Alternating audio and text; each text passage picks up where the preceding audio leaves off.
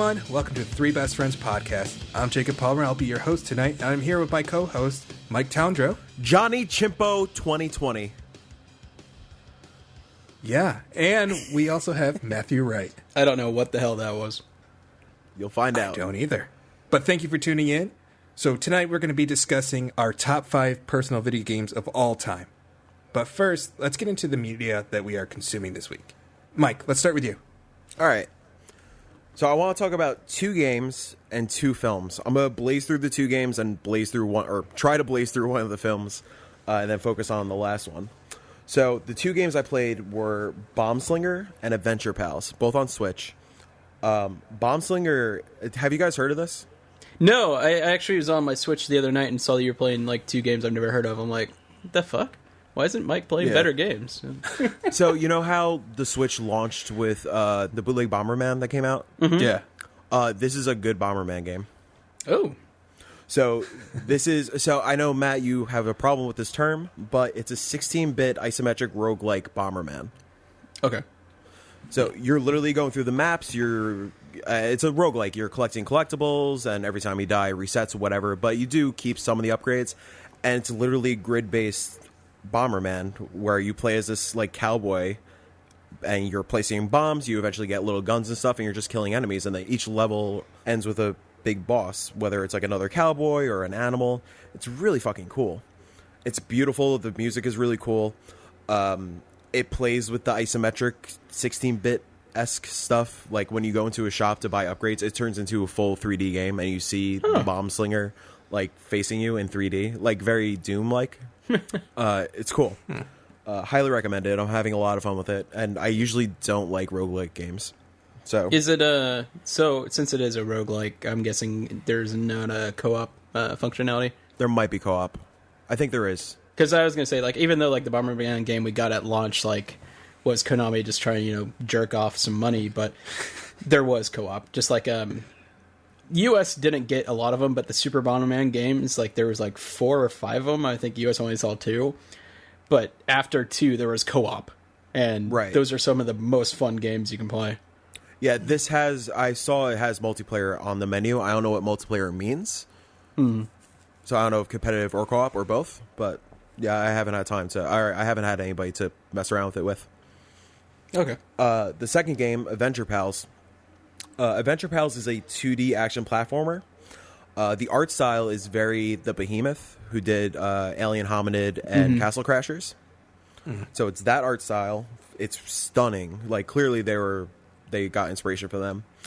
So yeah, 2D platformer, action platformer. So you're going through levels, jumping on platforms, wall jumping, all that stuff. You have a little sword to fight through enemies. And then the overworld is very Mario 3. So you're going around different points, or Mario 3D World or 3D Land, where you're like going around in a 3D space to different levels.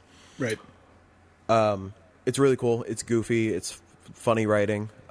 It's kind of Banjo-Kazooie also in a sense, because like you play as a kid who has a giraffe in his backpack, and the giraffe serves as like a hover system and whatnot. I think he can attack at some point. Like you may be able to upgrade afterwards. It's really cool. I'm a big fan of it. Might actually, after this podcast. So we're recording this. Like literally, God of War gets released in 10 minutes. Guys, I gotta go. Well, that's it.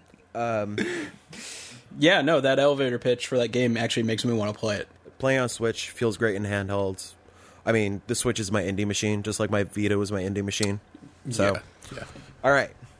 I like to do a little callback to last week's episode and mirror what Matt did with a cocktail. And I want to talk to you guys about Best Friends. Do you know what Best Friends is? I do. No. So, Jake, have you seen The Room with Tommy Wiseau? Yeah. Best Friends is the spiritual successor to The Room. Oh, okay. Best Friends is a movie written by Greg Sestero.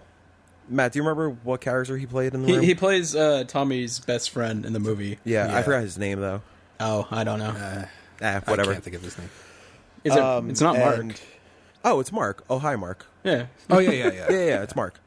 No shit. Jeez. And he pretty much got a crew of people who just really love The Room. So, like, the director is somebody who really loves The Room and, like, the lighting people, the cinematographer, the gaffers, like everybody. It's fucking great. So stars Greg and Tommy. So I'm gonna quickly, if somebody wants to time me, see how fast I can go through this. You got it. I will get a timer going. I'm gonna try to blaze through this plot summary. Okay. Tell me when, Jake. Go. Greg is a bum. Tommy owns and works in a morgue, specializing in making masks for disfigured corpses. Tommy takes Greg in, and Greg starts working for him. Tommy explains that he collects the gold teeth from the corpses. Greg finds a flyer about gold being on the rise. Greg steals the teeth, makes money to impress the new girlfriend. He starts feeling guilty, confesses to Tommy, bring Tommy in on the deal. They sell teeth on the black market to other dentists. They make exactly $2 million because they fucking specify that they make exactly $2 million. Tommy doesn't let Greg spend anything. They need to save the money to lay low. But Tommy spends too much on a car and too much settling a lawsuit that he got towards necrophilia. Greg and the girlfriend plan to ditch him since he's like restricting the money.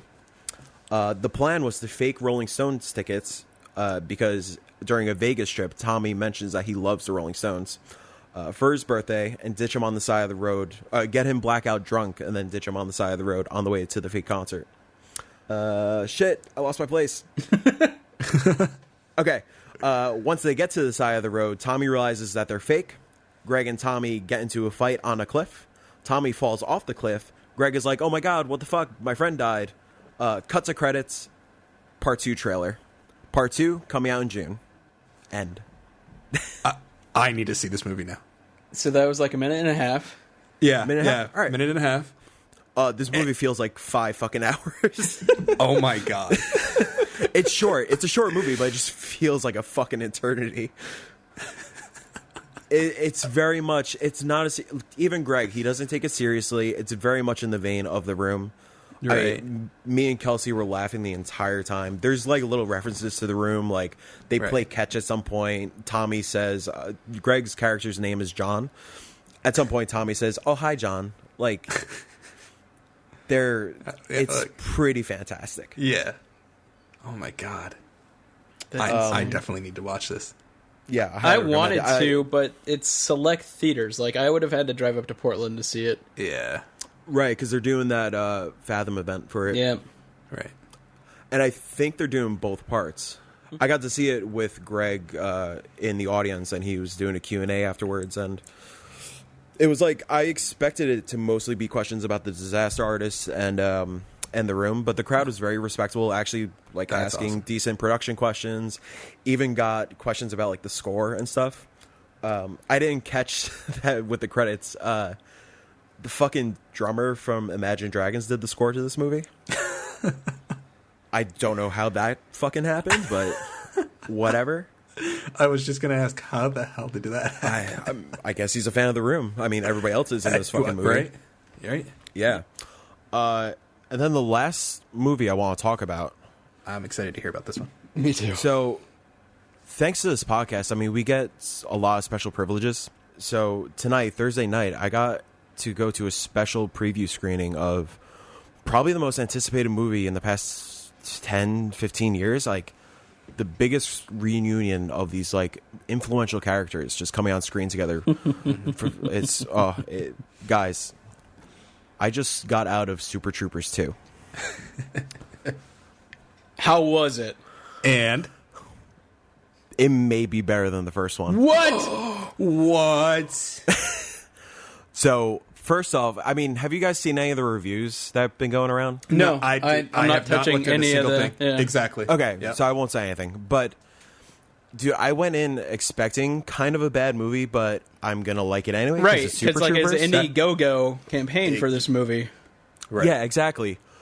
Fucking expectations blown, like, out. Oh, my God. I can't even fucking say how happy I am with it. That's why I'm, like, stuttering over my emotions over it. I did not think those were going to be the words coming out of Right, your mouth. like about I this thought you were movie. going to say like it was all right, like it was fun seeing those characters again. And Yeah. I think the filmmakers, I can never say his last name, but Jay.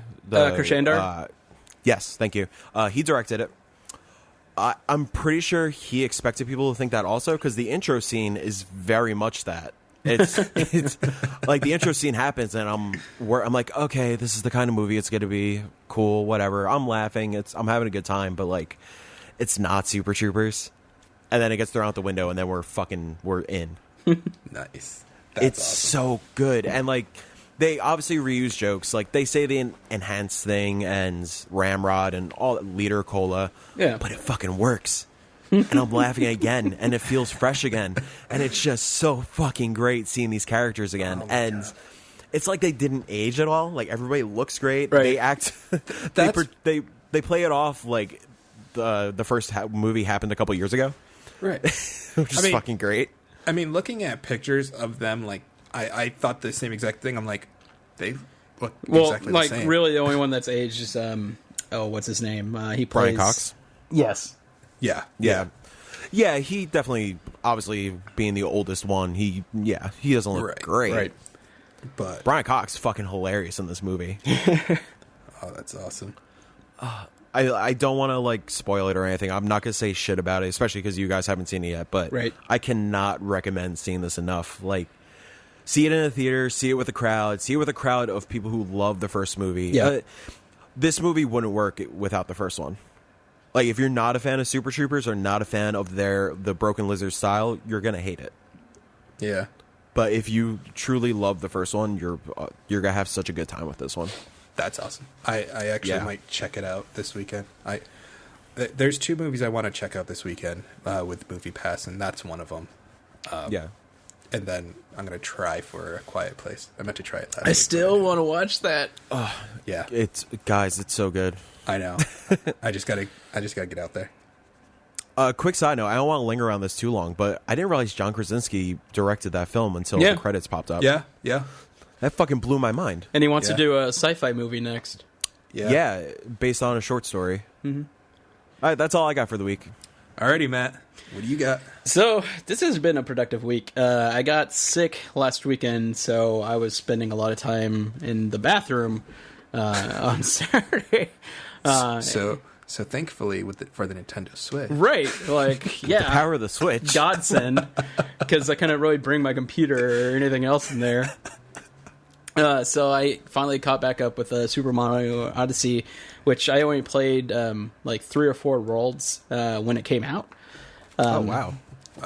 I know, like I don't understand how I was able to put it down. And I'm not sure, but I'm pretty sure like other games came out, and I was just too busy with other things and work. You guys know that whole story. Yeah. But so I finally jumped back in there. I'm like, oh my god, this game is so good. Like, it has no business being so good. Like, Galaxy is great, but like, to me, Mario like hasn't been like amazing since 64. Or I love Sunshine. But oh god, just going back into this game and being able to play it, and like it's almost with a fresh set of eyes because it's been months, and it's like, this game's so good. So I'm only a few more worlds into that because I actually picked up another game that everyone is talking about, and I didn't even realize people were giving this game 10s. Celeste. Yes.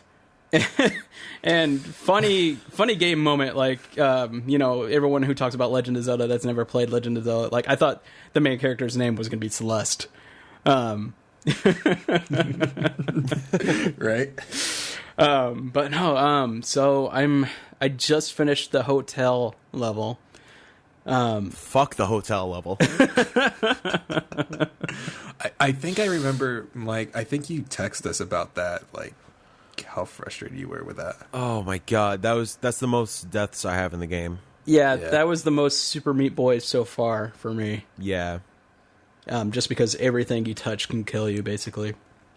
But unlike Super Meat Boy, like, you want to go back, you want to try again. It doesn't beat you down. That's the best part about Celeste. Yeah. Right, that's what I love about it. Like, every new room you're in, that's the checkpoint. Like, Super Meat Boy, you have to start all the way fuck at the beginning. Yeah. And there are some rooms like that in Celeste, where, like, it's just very long, drawn out. But, no, that game is very forgiving while it's unforgiving. One of the rooms like that is the boss for that level. Oh, yeah, that was a lot of fun. Like, the first time I accidentally jumped on his head, I was like, oh, that's cute. Yeah. Like, oh, okay. So I don't know. Do that. Got it. I don't know how far I am through that game, but I'm very much enjoying it, and I'm not going to look up how long it is, but I'm enjoying my Good, time. because with I was just going to say how much you're into it. it. Yeah. So I won't. And then also while I was sick, I rewatched Full Metal Alchemist Brotherhood again. Had a good, even though I was already crying from tears just from vomiting so much, but the last few episodes of that series always gets me crying. And then what was it? Yesterday? Yeah, yesterday I finally was listening to the Mass Effect trilogy vinyl, which had arrived. Oh, all right. I'm going to be getting that on Saturday, but it's getting delivered to my my work, so I won't get it until Monday. Why did you have it sent to your work?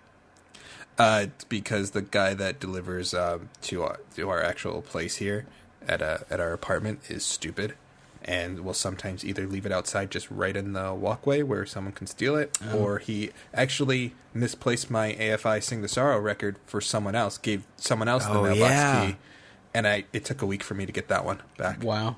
Never again will I have records sent to my home address.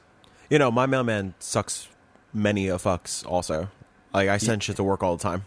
But that actually brings me to today, because I had the Silent Hill vinyl. It arrived early from USPS, which never happens. Nice. But yeah, so I was listening to that today, and I forgot. It's stupid because of how, it's a horror game, and it's Silent Hill of all horror games, but I forgot how creepy the fucking music was. It starts off with, the intro song, which everyone knows, but, just listening to, the industrial tones and... Right. That shit gets to you. And just to clarify, this is Silent Hill 1. Yeah, Silent Hill 1 for PlayStation 1. Cool.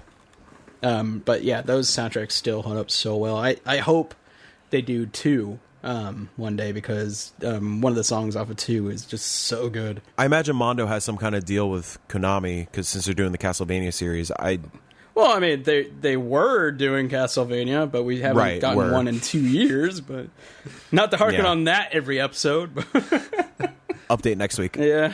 Well, it's funny because on the Silent Hill one it says coming as 2017 Symphony of Night. Oh, really? All right, that's all for me, Jake. What have you been doing?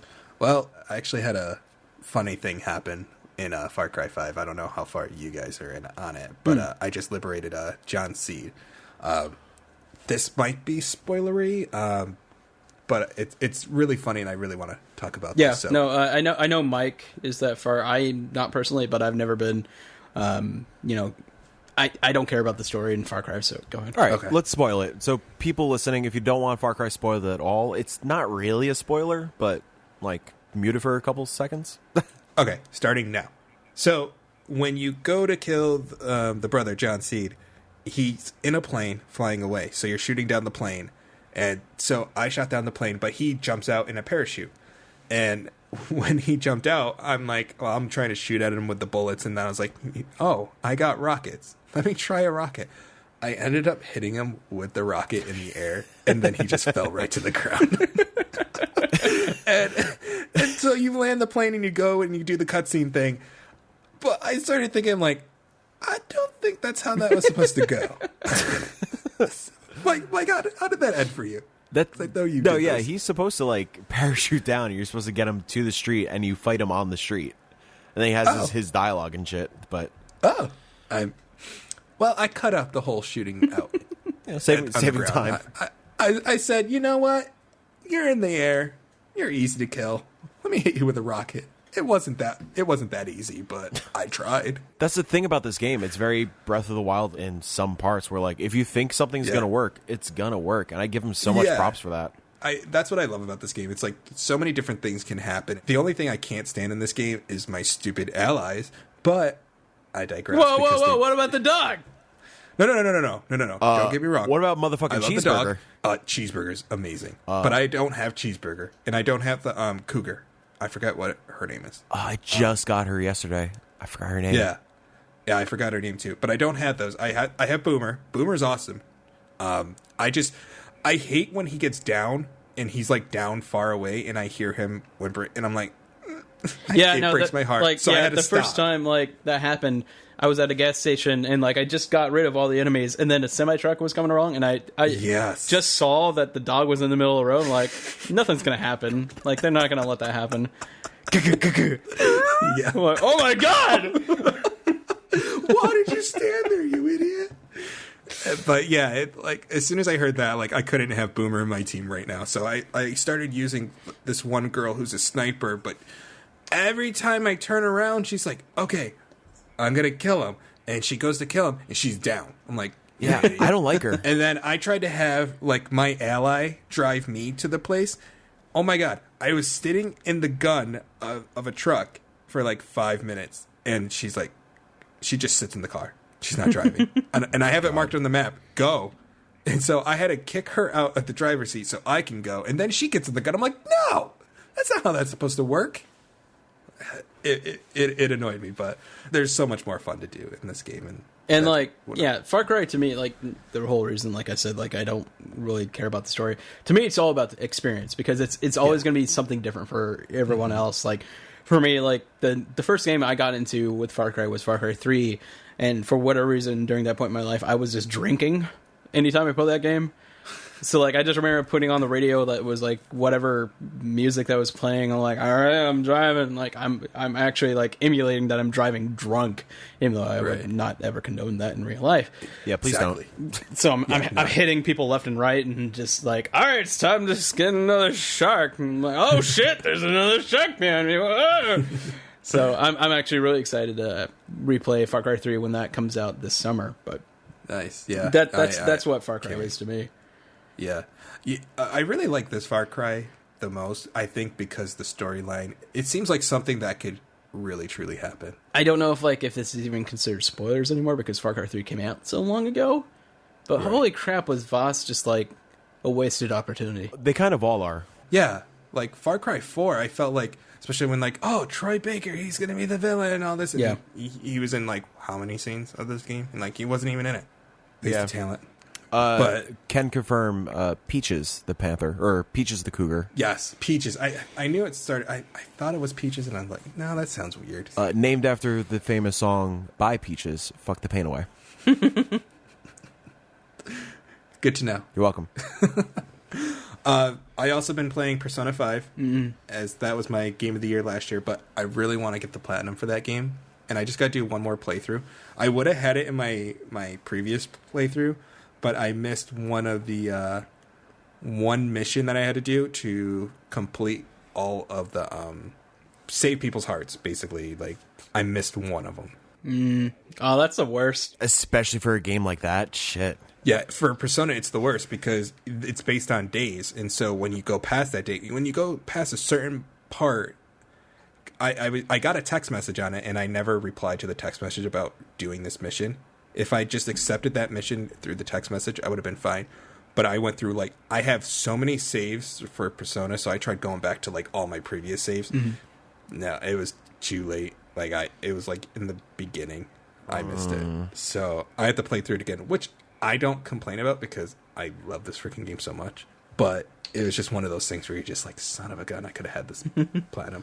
So, Baby Driver Volume 2. Finally got that record in. Yeah. You stop it. So sick. Get down with it, bad self. What? It's so good. It's so freaking good. I love that record. I know. I don't know how to put it, but it's just one of those records where it's just, I love listening to it just because it made me it reminded me of the movie so much where I had to go back and watch the movie. It's so freaking good. Like, when you brought it up, I don't know if this was on our test podcast or last week, but when you bring up like the subtle different sound effects that were used for different parts, and when you like truly watch it again, it's like it brings out a whole nother side for this movie. Yeah. And the soundtrack, like, everything clicks so perfectly. Everything. I was talking about that on Best Friends Talk Funny with Kyle. That's what it was. Okay. Yeah. Okay. So, like, just to briefly, like, fly through it really quick, I love that every time he has headphones on, you hear the music. Yes.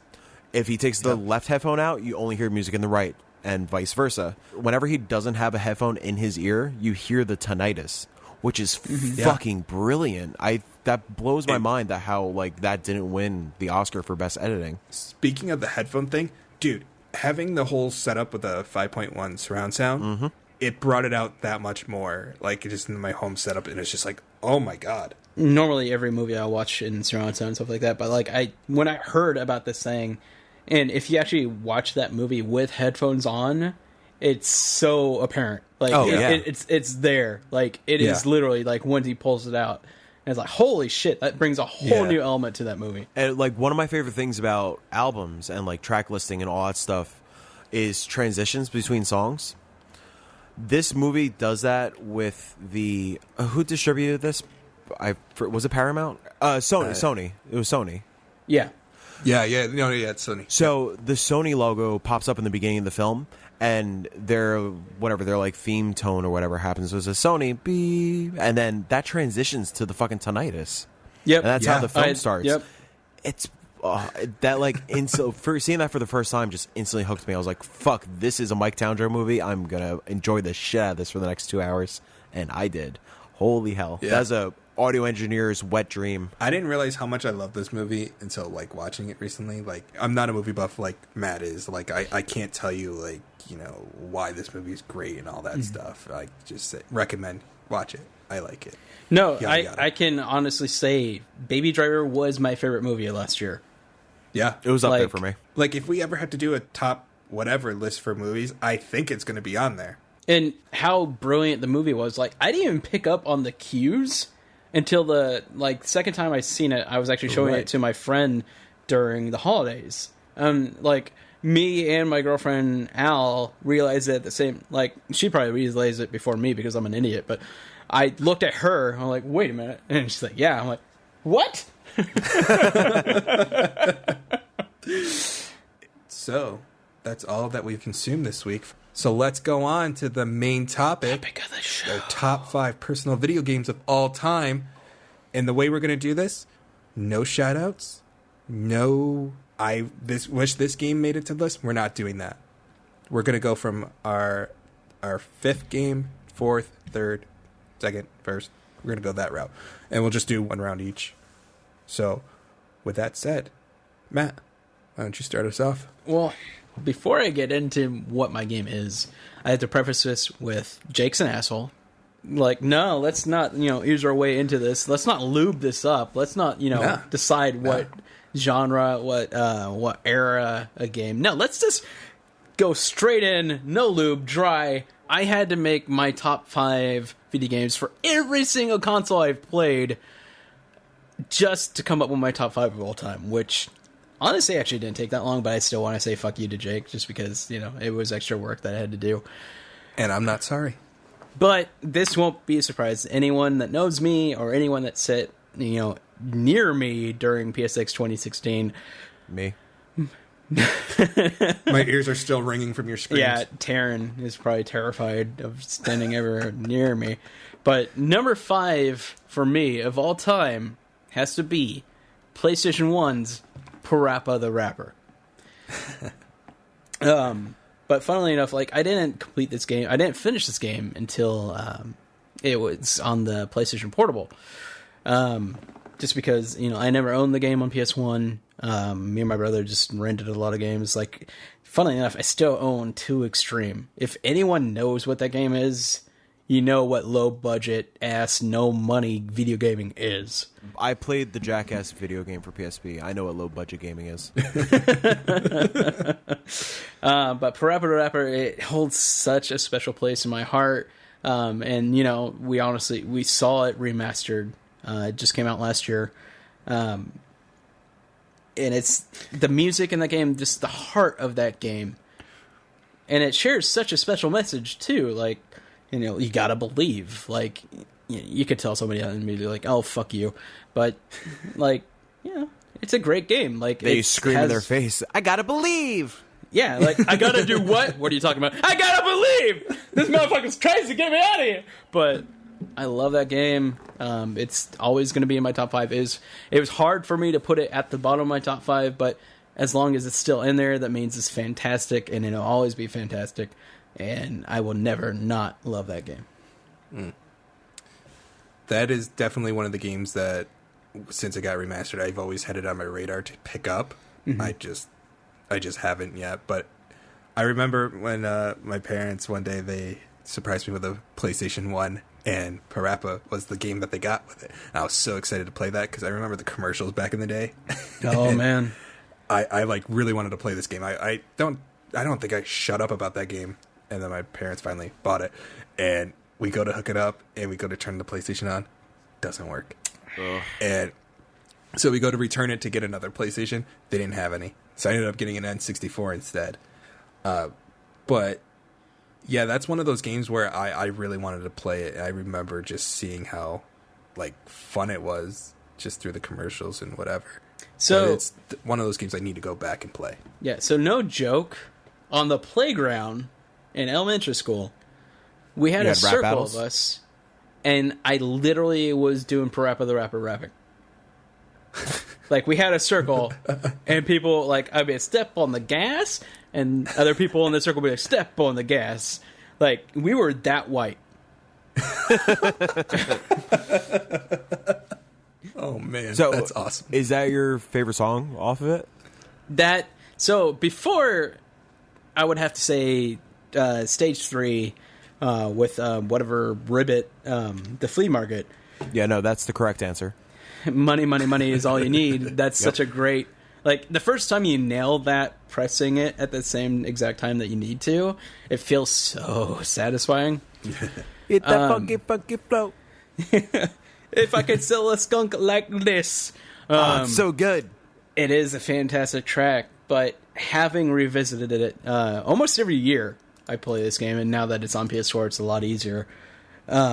Because for some reason, it's never reached the US PS3 store. That's so weird. Yeah, I don't understand it. I don't understand why all first-party games are not on all. Like, why? That is a valid question. Like, I don't get that, but that's the topic for another day. We'll skip that. But since then, having replayed it so much more, like, if you see any reviews for the remastered that came out last year, everyone always talks about Cheap being the one. I will say that is probably the best written one with the puns and everything. Right. But stage 2, the driving instructor, there's a part in that song where all the beats stop, and it's after you make a turn and you have to close the door, and she just goes, Ugh. And it's one of the funniest moments in the game, and it makes that song for me. And, like, honestly, my girlfriend Alexandria, she was laughing when I was playing it for her, and that song holds up so well. And I still remember singing it on the playground. Side note, that's the first time I ever heard you say her name in full. Yeah, that was actually a note from her when she listened to the podcast. Oh, really? She's like, you never said my name, and everyone else is mentioning, except for Jake saying Rachel. But so that is my number 5 game at all time. So, Jake, Yes. what is your personal 5 game at all time? My game goes out to Tales and Symphonia. This is like, for this game for me, I don't think I got it on the day one because I didn't. For me, back in the day, I didn't really like look into the Nintendo powers or like. I just started getting into the online looking at reviews, and I think I went to GameSpot, and I saw it got an 8.8, and I was like in the mood to get a new GameCube game, and I really want to play a game where it's probably going to last a little while. Just that sentence brings me back. I'm in the mood for a new GameCube game. Fuck. Holy crap, that was 10 yeah. years ago. Easily. Just give me a new mini disc. Oh, God. Those discs were atrocious. I love those discs. You kidding me? It was funny because I remember like people were like, "Yeah, GameCube, and they're gonna have discs," and then they come out with the mini disc, and people are like, "What the?" Yeah, I remember opening my Luigi's Mansion and be like, "Whoa." Mike, I have I have Spider-Man 2 on UMD if you want that. I have Black Hawk Down on UMD. You want to trade? Oh fuck. Dear God. Funny story, really like quick anecdote. When I worked at GameStop, we had a drawer just for UMD movies. And this was like 2 years ago or 3 years ago that we still had this fucking drawer full of these. Jesus. Dude, video games are weird. Oh, very weird. Anyways, very weird. Tales. So Tales of Symphonia is like one of those games where I don't remember people talking about it. Like I I never saw any magazines or anything about it, but I probably lived too sheltered of a life when it came to that sort of thing. Yeah, if you ever had Nintendo Power, like, all they were doing were reading about that game. Yeah, 'cause I think it came out in Japan, like, way before Japan. this one. I'm not sure, but... Actually, yeah, this was at the point where they were coming out first over there before over here. Yeah. I started playing this game, and I was like, I didn't really know what to expect. I just saw the score, and like, you know what? I'm going to give this a try. People saying that, you know, it's going to take a while to go through. I'm like, that's what I want. So I put this game in, and it starts off with the story, and I was like, okay, I can get into this. It's different, but I can get into it. But once you start learning more about the characters, and then you have so many other characters you can learn about and join your team, I was just like hooked instantly. And then learning about the travel, and then when the story gets to like the turn, like my mind was blown because I don't remember a story like that turning like that, and I was just like, wait, what? And so I wanted to find out more, and then you get more characters, and it was fun trying like seeing this relationship build up with all these different characters. And shout out to Shina Fubigashi, I think it is. I can't remember her last name. Nailed it. She was my first anime crush ever. I mean, I'm gonna say this. I don't know how Mike feels. I don't mind if you spoil what the turn is or anything. Like this game is old. Oh, it's old as dirt. Oh, I do not give two shits about the Tale series. So, but so it's just you're on a journey to save the world, and then you find out that there's two worlds, and they're vying for like all the mana. Like there's that tie between the two worlds, and if you do something like this to cleanse one world, the other world could get destroyed. And then finding out this one character is Lloyd's father, and you're just like, wait, what? Okay, we're finding that out. And then we're finding out how his mother was murdered, and then just finding out everything unraveling at the end was just, it blew my mind, because I don't remember a game that did that for me before Tales of Symphonia. I love this combat style. That was like one of my favorite Tales battle systems. And I feel like the battle system was a lot like Grandia 2, just from what I saw of it. Like it is almost like a turn battle system, but it was also time based.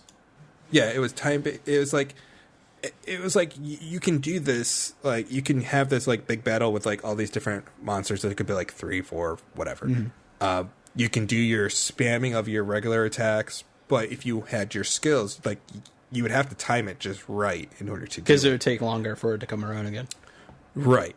And then you can also use your allies and have them put in their skills and like just build up this big combo. I think one of the trophies for the PS3 is to get 100+ combo.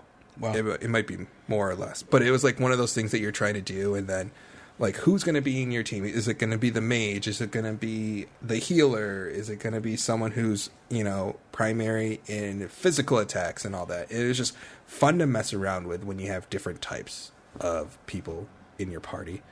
And just that game just blew my mind when I first played it, when it came to the storyline, because I was used to, like, I was a Nintendo fanboy growing up, so I was used to the Mario, Legend of Zelda, stuff like that. Yeah. So I wasn't used to something like way different themes.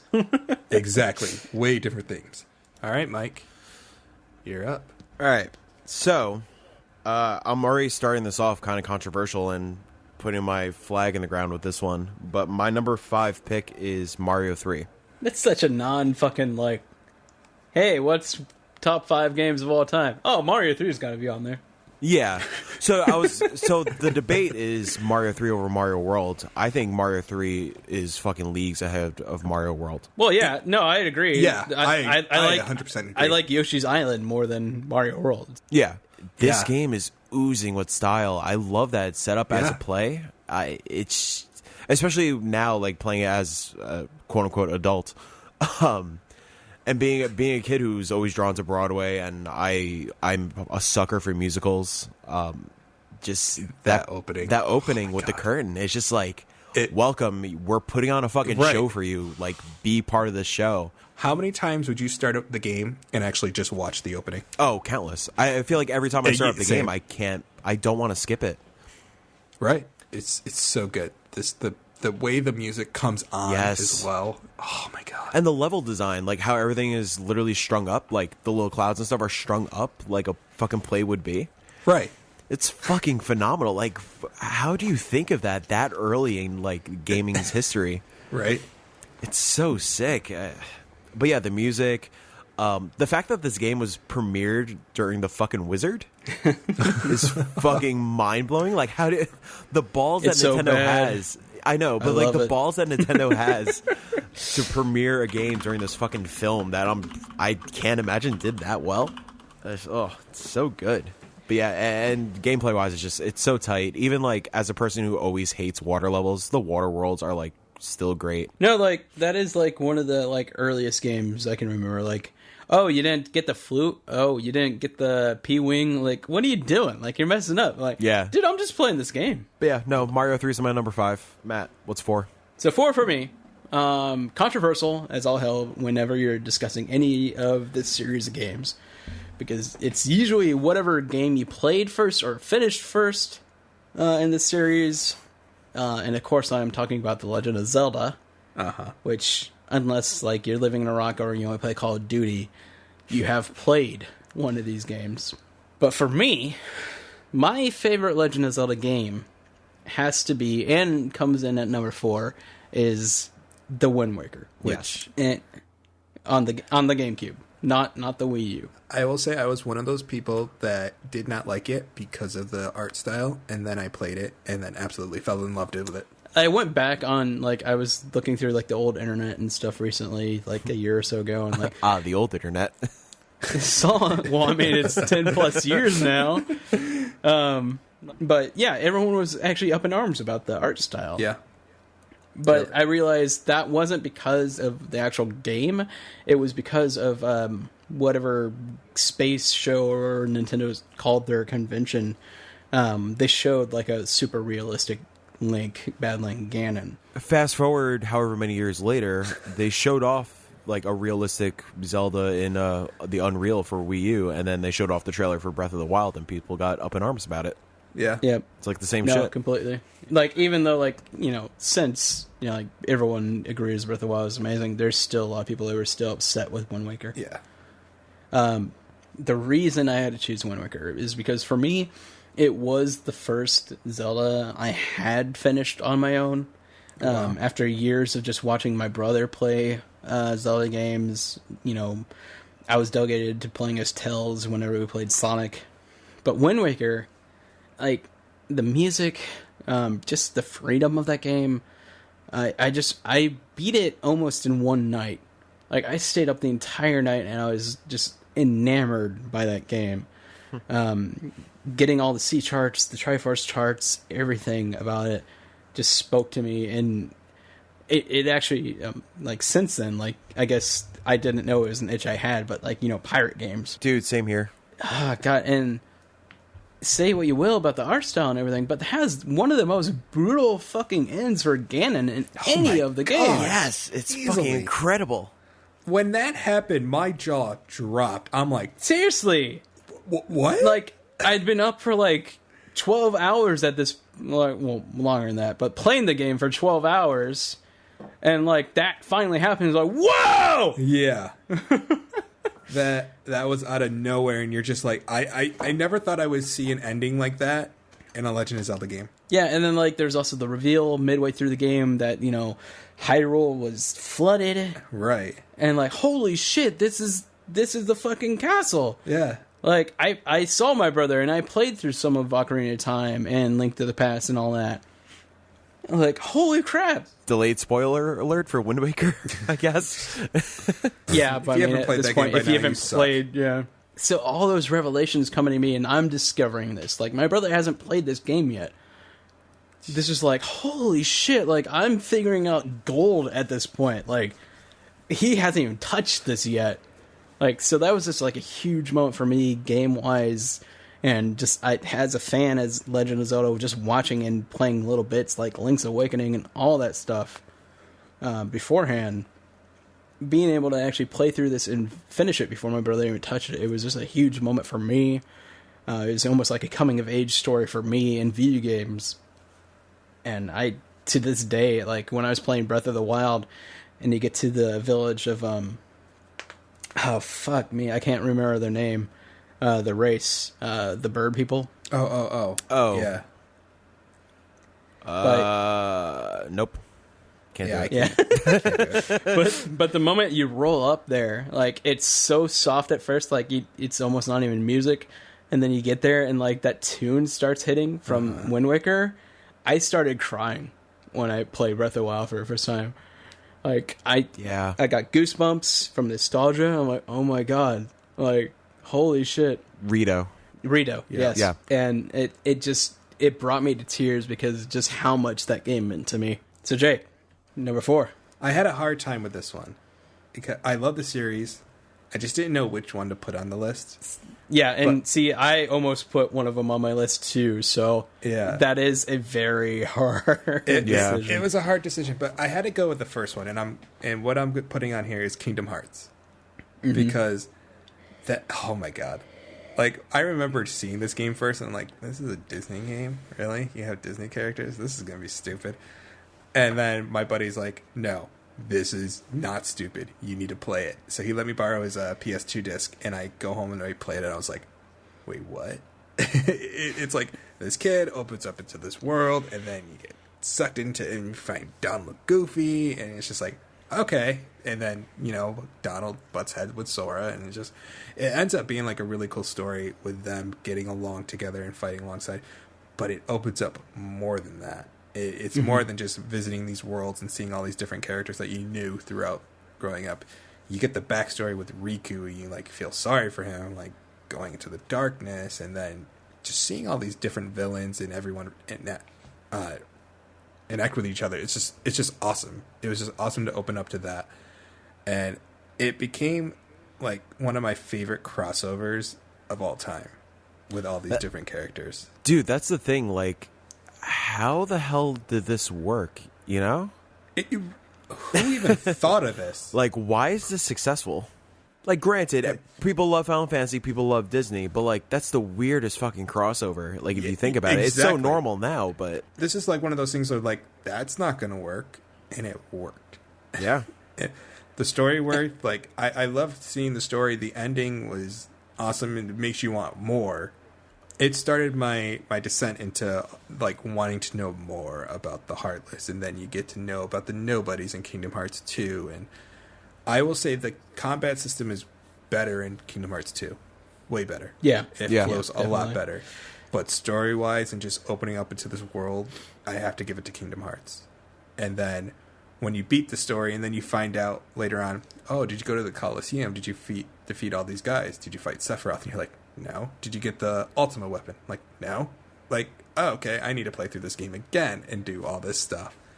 And it's like, going through that game, I think that was like the most accomplished in a game I've ever felt because of going through all these things and then fighting Sephiroth. And Sephiroth was hard in the first one.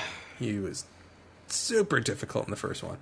I find him a lot easier in the second one. Yeah, he is. Just because it's easier to level and get the ultimate weapon. Exactly. Too, but that one, it stayed with me. The story stayed with me, and it put me in this descent of loving Kingdom Hearts so much. So that's why that game's my number 4. How about yours, Mike?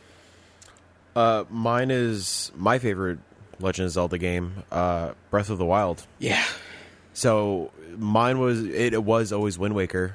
Again, Wind Waker was the first Zelda I beat by myself, like without any guides or anything. So and like Matt said, I never knew how much I wanted a fucking pirate game. Yeah. Right. So yeah, no, I personally, I always loved the art style. When Nintendo is weird and artsy and shit, like that's my favorite kind of Nintendo. And I had a feeling Breath of the Wild could be the same way as soon as they had that reveal trailer with the Guardian and the painterly like links. And I can't remember the last time I sunk over 100 hours straight into a video game. Mm-hmm. That when that fucking game hit, it grabbed me so. I mean, it grabbed everybody so fucking hard. It was a fucking event. Yeah, and I don't really remember the last time that was a thing. Like. And then, fucking, not to stray away from it too hard, but Nintendo did it twice in 1 year with Odyssey being a fucking event right. also. Yeah. But no, Zelda, I mean, people give it some shit about the dungeons and, well, like the lack of dungeons, stuff like that. I don't mind it. The shrines are phenomenal. Yeah. Like I mean, there was a couple, like the motion control shrines are like kind of whatever, and you could cheese them to get them out of the way. Yeah. But I can't think of any one time that there's been a shrine that like I was completely stuck at, that I didn't enjoy, that I didn't have fun with, that I didn't smile, that I didn't feel really accomplished beating. It was really hard to like when you're like focused and going towards a certain part on the map, and you see a shrine, you're like, I have to go over there. Yeah, I have to do it. And especially with the update with Hero Path, when you mark it and you see like that you didn't walk through a certain area of the map, Right. you're like, oh, I have to go there now, even if you find nothing. And the coolest part is you always do find something. If you go up a random mountain, there will be a chest on the random mountain. There will be some kind of plant. There will be some kind of monster, like something new. It's just how massive that map is that they could surprise you with every single little bit of that map. That's just artistry and game design at its best. Having said that, and I agree with every single point you said, the reason I didn't choose Breath of the Wild over Wind Waker is because Legend of Zelda, to me, it was always telling a story. Even though like people will give it shit like, oh, it's the same story every single time. That's actually not true. It's not. No. Like the slipcover I have on my Switch dock is the Wind Waker opening. Yeah, same Like here. I feel like the Wind Waker story you wouldn't truly understand unless you like at least did something with Ocarina of Time. Yeah. The only reason like I couldn't choose Breath of the Wild, like I did love every single bit of that game, and the gameplay and everything is amazing. I love the shrines. But to me, the story just fell flat. And worse than that was, without going to spoilers, the final fight. I do agree with that. It was quick and over easy and like all that. I still had goosebumps during it. I still felt the fucking thrills. I still felt like I did my too. heart sinking. Yeah. But when it ended, I was like, wait, that's it. that was it? Yeah, I was expecting at least one more phase. I wanted it to be hard. Like it's always hard. It's always a puzzle to figure out. Like and there was puzzle elements when you do that final fight, but it was over so quick. I was like, I loved every single thing about the game. They did so well in that game, but to me, like they kind of failed at the end. Also, to speak to this point, like the DLC, the second DLC, I did love that final fight. That final fight is the best boss battle in the game. Yeah, no, that was awesome. I need to do that then. That was the one. That was another moment of the game. I was just like, holy, what? Right. I was not expecting that, and it's such a cool. Like first you're like, oh shit, where am I? And like then you have that battle. Like this is fucking awesome. Yeah, I agree that the story is weak, but to play devil's advocate a little bit, every cutscene that we got, I completely teared up. I was super into it. People complain about the voice acting. I don't mind it. I love it. Oh, I didn't care about that. Like I've been watching anime for how long? Like yeah, like that was a joy to listen to. I do agree with the final boss battle. It was a little bit of a letdown, but storming the fucking castle is so badass. Oh, dude, the music that's playing when you go into the castle. Oh my god. Like goosebumps the entire time. Yes. Not gonna lie, when I first did the castle, I kind of cheesed it, where I waited for a not rainy day. I just fucking climbed the wall. I was like, fuck this. But yeah, no, Breath of the Wild, my number 4. So, number 3 for me, Final Fantasy VII. You don't hear about Final Fantasy VII in the same breath that you do these days that you did even 5 years ago. Like, everyone like, oh, Final Fantasy VII, that's the most overrated game of all time. Or you would hear the reverse, like, oh, Final Fantasy VII, that's the best game of all time. For me, personally, Final Fantasy VII, I watched my brother play all the way up till almost Disc 3. Which, if anybody who's played the game, Disc 3 is literally just Crater. It's the end of the game. So him playing up into that point and then like not finishing, like I guess he had actually played and tried to finish the game when I wasn't there, but like he was under leveled. But for me, like actually going in, doing my own save file, I put in about 97 hours in this game, which to my credit, I totally leveled up wrong. Like I totally should have been max level before this point, but I wasn't using a guide, so you can all, go to hell. But just playing that game, because I got the resurgence to play it because I found out that Square Enix was putting out a movie, Final Fantasy VII Advent Children. So I was like, oh shit, like, I really care about this game. Like, I care about these characters. I really want to finish this before this comes out, so I actually know, where I'm supposed to be at before this movie comes out. Right. So I put so much time into that game. Leveling up materia, so to the point where, like, I could do the final crater run less than 10 minutes, including like Genova and Sephiroth, both forms, and not using any summon. Oh, wow. The only summon I didn't get in the game, because I did breed chocobos, but I didn't get the final chocobo, so I didn't get Knights of the Round. So I didn't technically complete the game, which still haunts me to this day. But that game, to me, like, it was the first RPG I played all the way through. Like, I did touch on Super Mario RPG, watch my brother play the hell out of that game. He actually finished that one. So to me, that was like a hearkening of, oh, what is this genre? Like, this is RPG. Like, this is a lot of fun. You can just sink a lot of time into this and see your characters get better and have a lot of fun with this. So that is my number 3. Yeah, that's a great number 3. I know we're not supposed to do shout-outs, but that story for Final Fantasy VII Crisis Core. No, it's still with Final Fantasy VII. So, it's not a shout-out at all. I'm just saying that story with, like, Final Fantasy VII Crisis Core, like, going before Final Fantasy VII, I love that. Like, I loved learning more about the story with, like, and see, that's why I have hope for the remake, because the first time they showed a trailer for the remake, they showed the City of Edge, right, which isn't until Advent Children, right. So it's like, oh fuck, are we gonna get the entire compilation of Final Fantasy VII in this remake? Yes, I like, that's what I'm hoping for. That's absolutely what I'm hoping for. It's gonna be cray. It is. But. All right, so that's my number 3. What is your number 3, Jake? So my number 3 is Ocarina of Time. Okay. So we all have different Zelda games. Yeah. Which is awesome. Yeah. But Ocarina of Time was like something so new. It was like the first, it felt like, open world game that I played. And just the music, when you first ran into Ganondorf, was amazing. I loved the Kakariko Village. I loved all the music in this game. And just like going through all the different places, finding out later, you're going to go into the future. And then you're adult Link, and you're just like, what? And then just seeing the world just into the crap that it turned into because of Ganondorf. It was awesome. That's just such a fucking monumental moment for, like, a young video game player. Yeah. Especially during the N64 days. You don't really get that a lot. Or I don't think you get that at all that early on. And it's one of those games where, like, you get the side scrolling, or you get, like, you get Link to the Past and all this, but then you had this huge world that just opened up with the Legend of Zelda universe, and it was just like, whoa. It was like, it blew my mind just getting all the stories and learning about all these different people, the sages, everything was just so freaking phenomenal.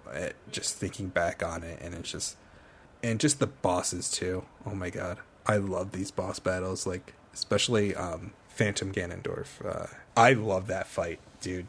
That was just so much fun, and then the eerie music leading up to it as well. I mean, yeah, there's a reason it's unanimously known to be the greatest game of all time. It's a great argument to be a part of. Like, we all chose different Zelda games, all for same reasons within each other. And it's not like me picking Breath or I'm sure Shib's picking Wind Waker were easy choices. Like, these were the three that I juggled back and forth. I felt it was, like, easier for me to choose Ocarina of Time just because I remember how I felt playing that game. But thinking back to, like, playing Wind Waker and playing Breath of the Wild, I have to give it to Ocarina of Time just because of Epona and the Ocarina. So, for me, Ocarina of Time, like, it's hard. Because, like, literally anyone you talk to, they will say Ocarina of Time is the best. Hands down. Legend of Zelda's game, if not the best game of all time. Thanks to the hook shot. No, fuck that water temple. I hated that temple so much. But for me, at least, like, this is still, like, as I was saying with Wind Waker, like, that was the first game I finished playing on. So, Ocarina of Time, it was still me primarily watching my brother play these games. And while I will still give it credit, and I have since played through Ocarina of Time, it is a fantastic game. Like, there is no doubt about that. Like, that game is amazing. Yeah. Alrighty. Mike, what's your number 3? My number 3 is my favorite film that I ever played, which is The Last of Us. Last of Us came out that July, I remember, or June or July. I remember it was around E3, and I got it that Friday, and I marathoned through it that weekend. I would not leave my friggin' bed. I didn't want to get away from that story. I was so enamored with it. It was the first time I felt that much emotion in a game. That much fucking sadness and depression. I literally just wrapped myself in a hoodie and just not want to leave the darkness. Yeah. That game had a different emotion for me. That was the most tense I have ever been playing a video game throughout, because like I played it like stealth. Like, you're not supposed to alert fucking anything. Yeah. Like, it's not like, but to me, like, I kind of describe it as a stealth game. Like, I kind of say like, this is a Metal Gear Solid game. Like, this is just fucking tense.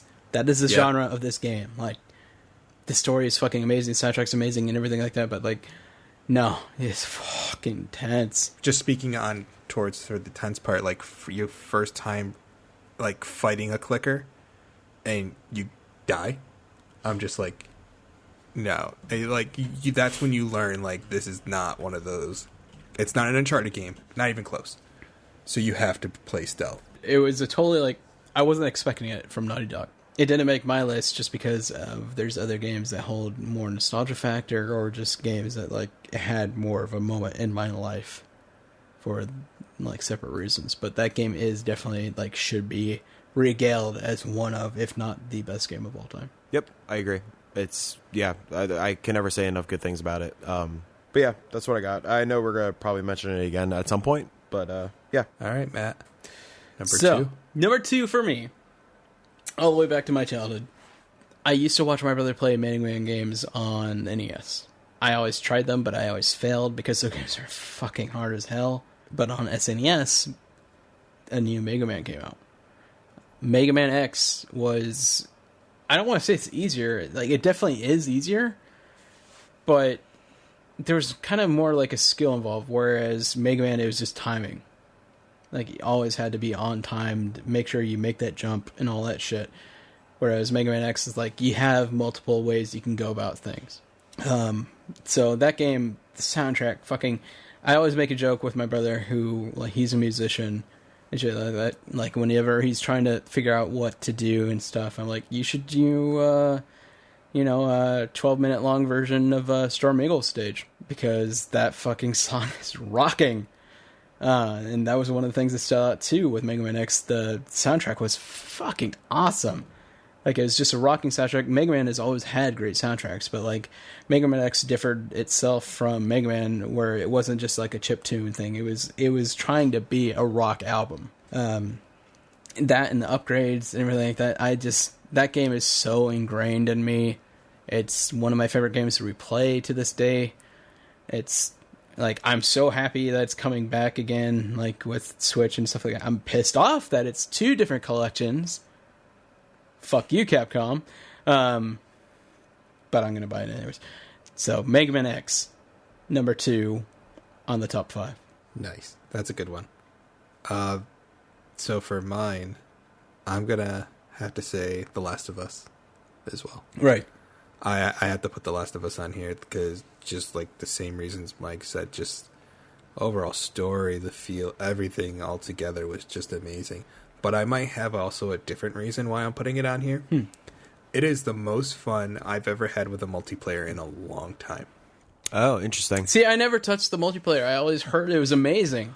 A lot of people missed out on that multiplayer because they never played it, and it was so good. Like, I played like a little bit of the Uncharted multiplayers, but the Last of Us multiplayer, it was so much fun linking up your Facebook account, having it go through your friends, and you're like having like a survival thing going on, and you could see certain people on your friends list like die, like they get sick and they die or something like that, or they're hungry. That was a really smart use of social media.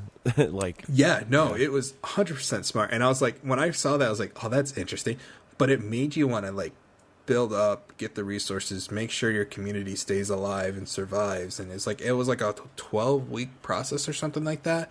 And I never made it all the way through it, but it made me like want to play, and it's just the online portions were just so much fun because you can craft like the items that you do, and then get the weapons and all that stuff, and it was a lot of fun for the multiplayer. I played so many hours of that multiplayer.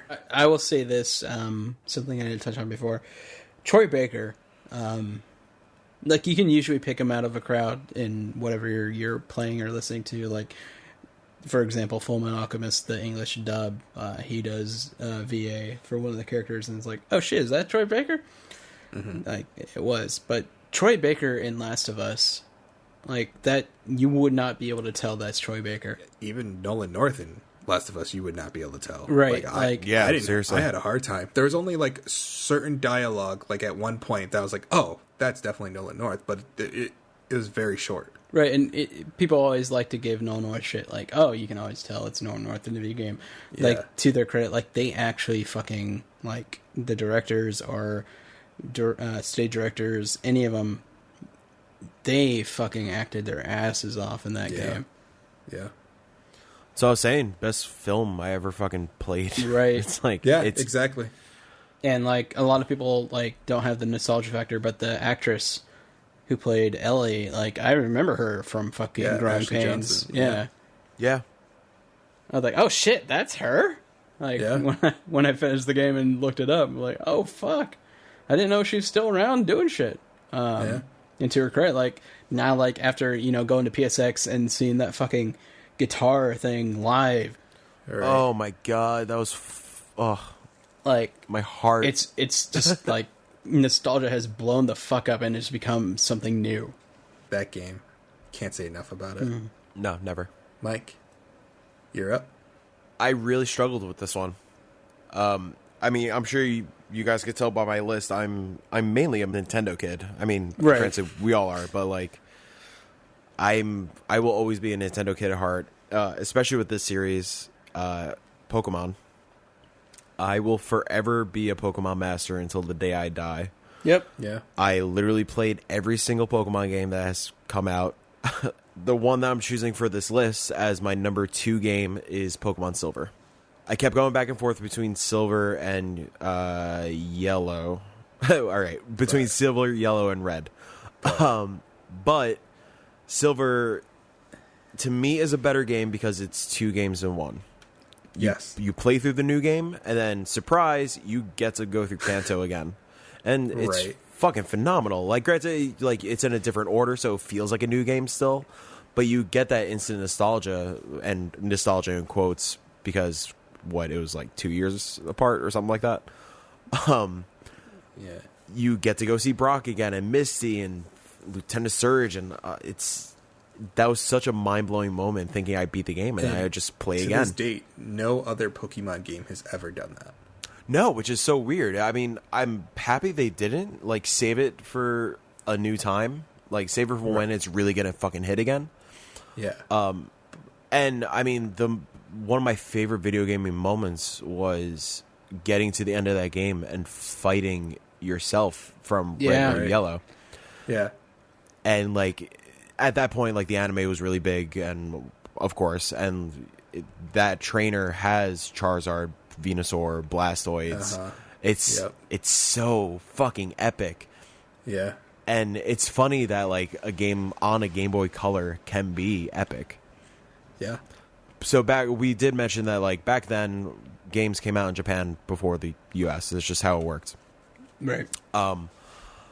When Silver was announced and it was out in Japan, my parents took me to a flea market and they had a Japanese version of Silver. and I bought that shit. and it worked on the Game Boy. Wasn't region locking or anything on the Game Boy Colors, and I distinctly remember playing over and over until you get to oh my god, I can't think of like the areas right now, but you get to the professor's friend who gives you the egg, and you have to go back to the professor. Yeah. I did not know you had to go back because I couldn't read Japanese as a little fucking kid, so I just kept playing that same section over and over and over again, and like I wrote down codes in my notebooks about like what Japanese characters meant, like tackle and fucking bubble and scratch and leer, and learning the characters' names, the new Pokemon's names through Japanese. Yeah. And then getting the game a year later and realizing I had to go backwards to go forwards. It was such like a fucking moment. But yeah, no, Pokemon Silver. I cannot express enough how hyped I am for Pokemon Switch. Yeah. Hopefully this year. We'll see. Hopefully. Gold almost went on my list. It's just all the same reasons that you said. It was just phenomenal. Yeah, no, I was fighting myself. I almost had Pokemon in here as well. It almost made my top spot because that shit got its hooks in me fast. Yeah. When Pokemon came into the West, like I still have like that Target fucking flip book, whatever carrying case for the Game Boy that you can put in there. I still have that. Dude, I'm not embarrassed to say I'm still very much a Pokemon fan. I saw the new film in theaters. I'm still looking forward to new films. I bought the 20th anniversary Blu-ray collection of the original series. It'll forever be a part of me, and I still get excited about Pokemon games. I still get excited about seeing the new monsters, and so yeah, that's my number 2. Number 1s. We're here, boys. Here we go. Matt, this one surprised me. Yeah, I figured this will surprise a lot of people. Number 1 video game of all time for me has to be SOCOM 2. And this was a PS2 exclusive. And in my opinion, PS2 was killing it in online games during this time. Everyone was talking about Xbox Live. During that time, you had Rainbow Six 3 and Halo 2 at the time. But SOCOM 2 had such a fucking amazing community. And if you, like me and my friends were playing, we dominated US West 3 or 5, just depending on how many people were playing at the time, and you had to go to a different server. People would know who you are. Like, you would go into a clan war, and people were like, oh shit, it's SSU. Which, the clan I was part of, and people I still hang out and talk to this day, and I finally actually met up real life with in November. SOCOM SWAT Unit was our clan name. It was a game I played all the time after school. Just, it totally ingrained in my entire, any free time I had, I was playing this game with these guys. And it totally blew me away. Like, I had played online games before this with Diablo 2 and friends, like, over the phone before we had headsets and, venues that actually talk online and stuff like this. But SOCOM 2, there was something different about it, just having that community come together. Everyone loved this game. Everyone was having fun. There was shit talking. Oh, there was tons of shit talking. But it was early console video game online playing at its finest. And it's something that will never be repeated, but it's still always ingrained in my memory. We still have our old Invention Free forums online, so like we actually look back and see all the things we were talking about. But it is my number 1 game of all time, just because of how much it meant to me and how much of my life it took up. Yeah, I mean, I can't speak on behalf of that because I've never played the SOCOM games. Yeah, same here. Sorry, and don't pass 2. Like, they're crap. So that's my number 1. And it's dear to my heart. I love those guys. I'll talk to them until the day I die. But Jake, what is your number 1 game of all time? My number 1 game of all time would make Andrew Goldfarb proud. It was because of him I actually got into this game I was like listening to him on Podcast Beyond, like can't just hear. I actually remember it. Yeah, just hearing how much he loved it, I was like, all right, this is something I got to get into. And my God, when I first started playing this, I was just hooked. Persona 4 Golden. Yep. This game I have sunk over maybe 200 hours into. Jesus. Including all my playthroughs. Like, easily, I've played that much. That story, going through all the relationships you can go through, your friends, the one you like, you can go through all that. But then also, like, the little ones, like, you have your little... I don't know if she was, like, your cousin or something like that. I can't remember. She was so funny. And then you have the guy who's, like, looking after you at this time and building that relationship. And there's so many relationships you can build in this game that was just such... It was so much fun to go through. And you only had a limited time to do it. And so sometimes you might not be able to hang out with certain someone because you wanted to build up another relationship that you're going for. And then you realize, oh, crap. I have to go into this other universe and actually make sure this person doesn't die or else the game's over. And it's like you can screw it up easily. The dungeons, I love the dungeons in this game. There was like some puzzles to it, but I love the battle system for Persona 4. Just using your persona and like building them up. And you can get different ones throughout the world, and just finding out which one's the best, and then fighting like bosses in your second playthrough, like that were hard and like secret bosses at the end. That just made everything amazing in this game. And yeah, no, to your credit, like Persona 4, even though Persona 3 I think was the turnaround for most gamers, it was. Persona 4 was definitely the most talked about. That's when it really hit the mainstream.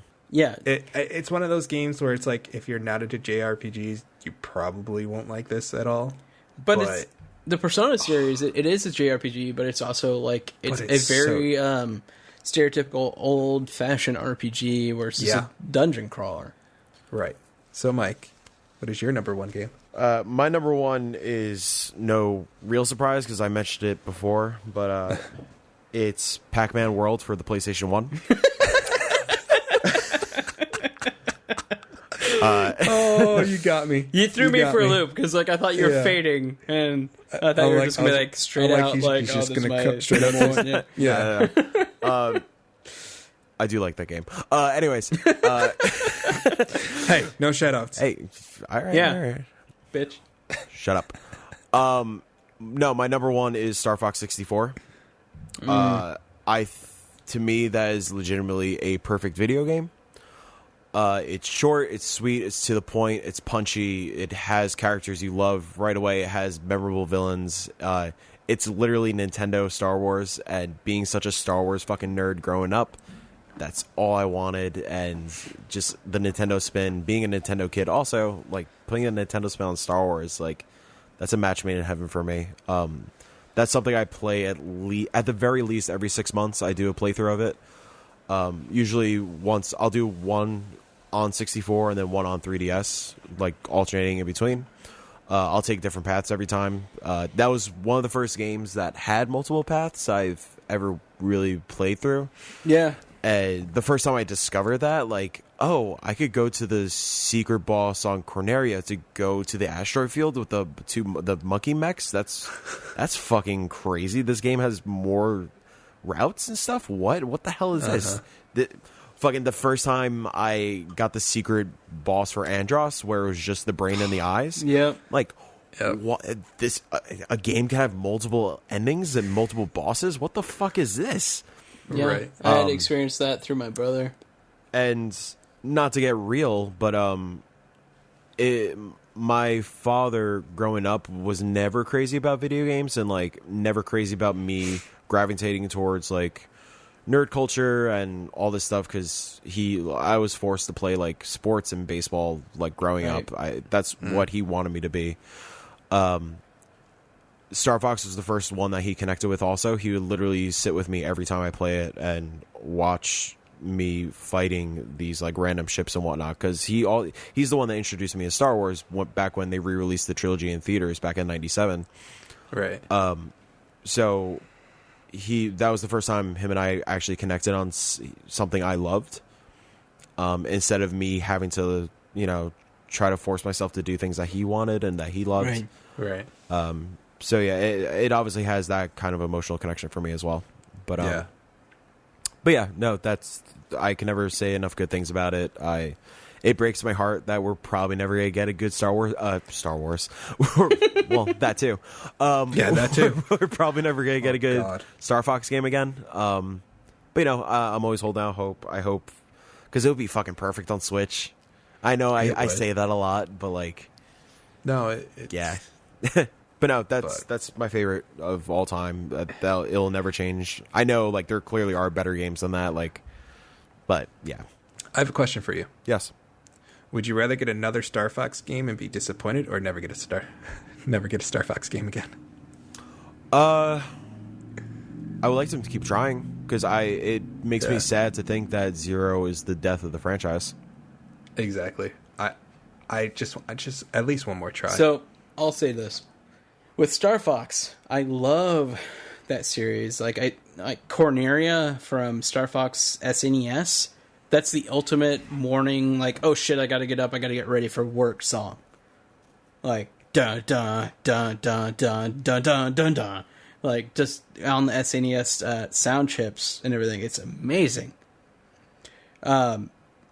It's hard for me personally to go into that because for whatever reason, with his passing, after they did the E3 Direct with the puppets, and then Iwata passing,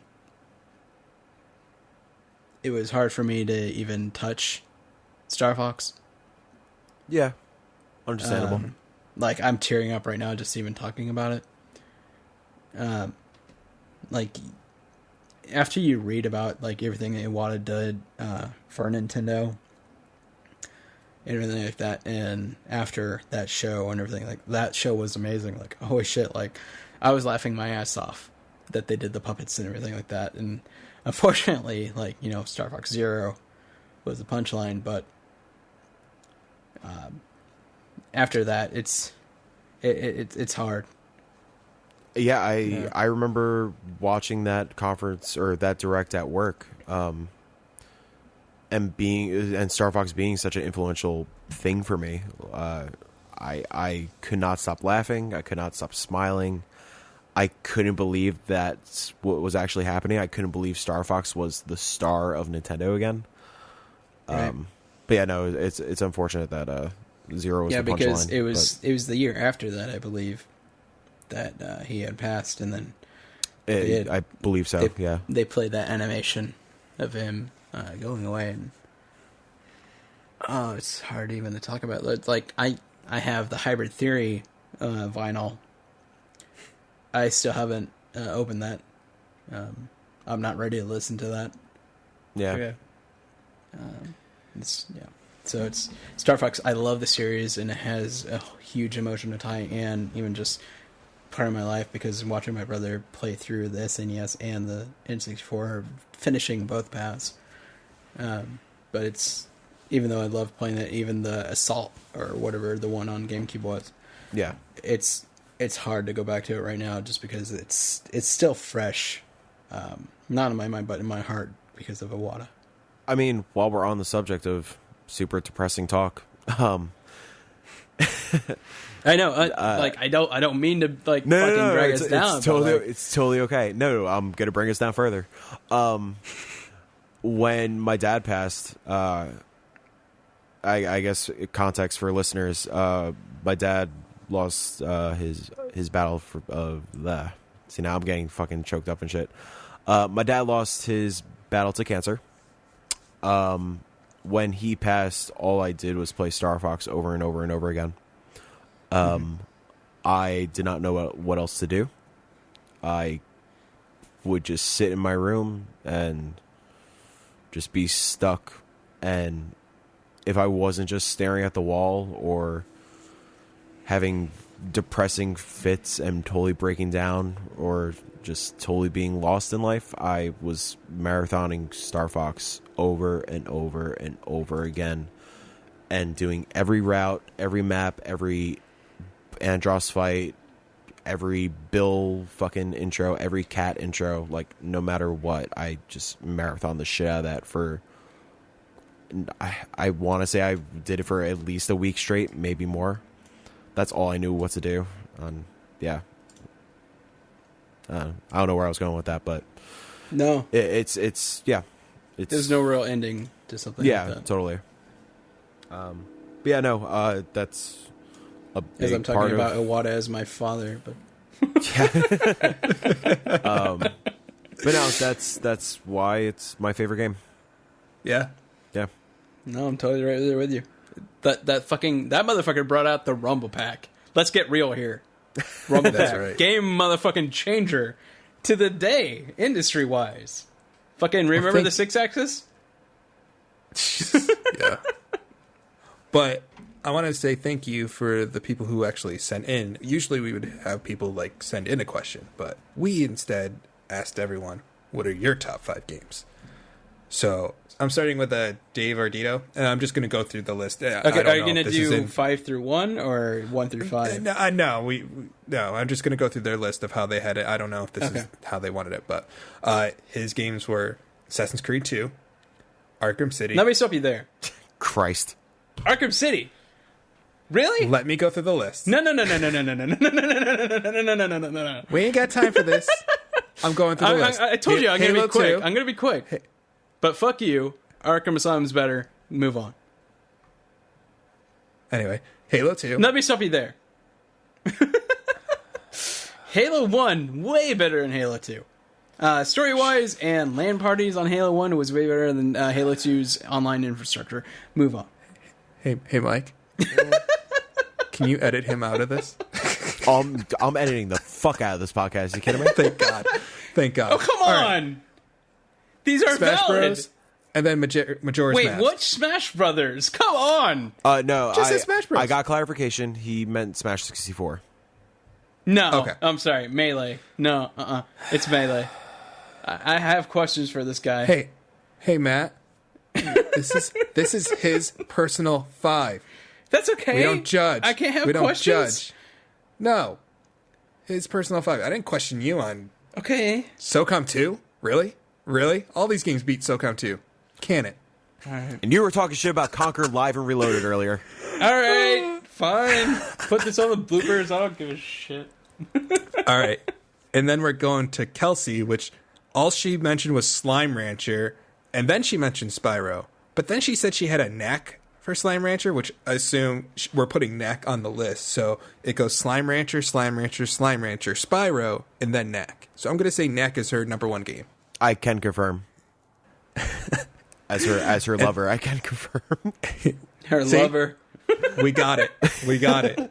Sealed. Knack is her number 1 game. So if you need to, let's just spam Kelsey with Knack photos on Twitter. At Kelsey Lynn 1031 on Twitter. And then we had Mike Calcaterra. He had Half-Life 2, Mass Effect 2, Call of Duty 4, Halo Combat Evolved. There you go. You happy, Matt? And BioShock Infinite. I'm not saying anything. And then Billy Laporta, Breath of the Wild, Ocarina of Time, Majora's Mask, Metal Gear Solid 3, and Resident Evil 4. I see a theme there. Yeah. And then Jamie Kuroda. I think I can definitely link up with this guy because he had The Last of Us, Persona 5, Link to the Past, Warcraft, and then Final Fantasy Tactics. So thank you very much for everyone that sent in their top 5. I do like how even us and theirs, I like how varied everything is. Yes. I will say quickly, the one that is mentioned on here that I struggled leaving out was a Smash Brothers game. Yeah, it was a very hard game to leave out, especially with just so many memories of just playing with like so many different friends. Yeah, totally. Throughout the series. Cool. So thank you again for sending in those. Now, what are we looking forward to the upcoming week? So what do you guys have planned on listening, playing, watching, reading? Mike? So, we're all looking forward to God of War. we're all looking forward to Infinity War. Jake, you and I are looking forward to Record Store Day, which we'll talk about a lot next week, I can imagine. Hell yes. But the one thing I want to give a shout out to was this doc that I came across today. It's called Howard. It's about the Oscar Award-winning Disney lyricist Howard Ashman, who did he worked on... Oh, I saw the trailer for that. Dude, it looks phenomenal.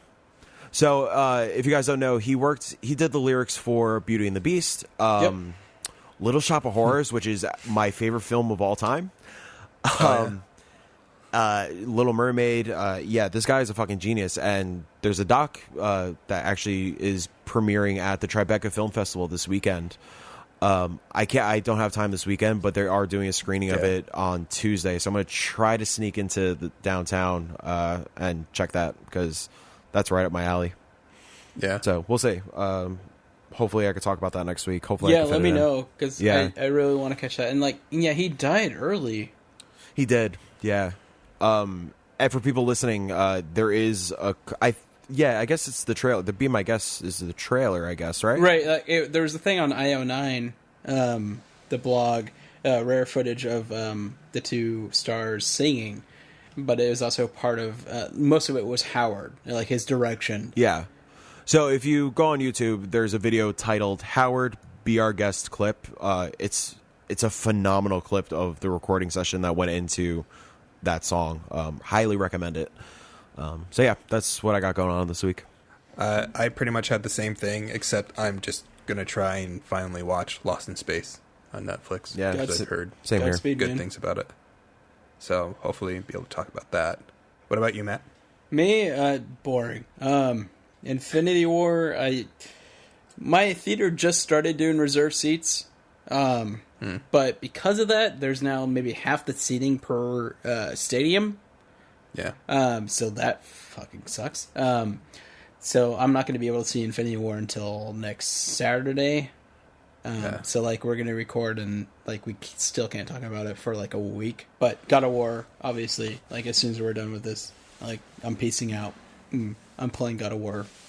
So, yeah. Perfect. That's it. Alrighty. Well, guys, that brings us to a close to this episode 2 of the Three Best Friends podcast. Thank you all for tuning in. If you have a list of your top 5 games of all time, let us know. You can follow us on Twitter at 3BF Podcasts and also on Instagram. Yeah. So now we are on YouTube, we are on Apple Podcasts, we are on Google Play. If there's a place that you want us to be on, let us know. So you can send any questions, feedback to our Twitter, but you can also get to us at our email, which is 3, bestfriendspodcast@gmail.com. I'm your host, Jacob Palmer. You can find me on Twitter and Instagram at JakeP47. Also on Twitch. I will be starting that up very soon. And where can I find you guys at? You can find me at Tedro1214. That's TEEDRO1214. Everywhere. Twitter, Instagram, PlayStation, Xbox, Switch. Well, not Switch, but you know what I mean. Yeah. And I'm Shibs42 on Twitter and Instagram. Shibs on PSN because I rock and I don't have a numeral on my PSN. What up? Just kidding. Mike, Yeah. hit the music.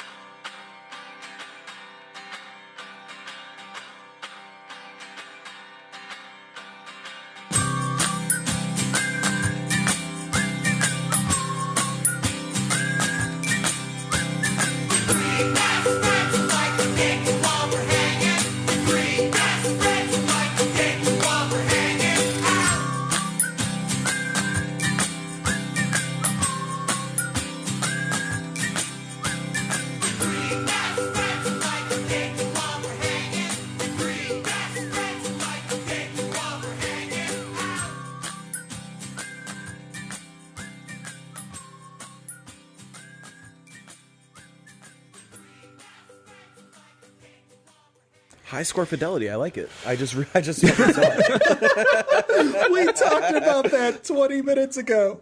All right, but I was busy with time and with soap, my friend. Fuck off.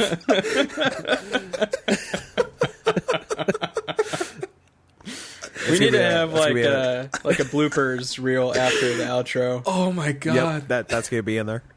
All right, let's do it. All right.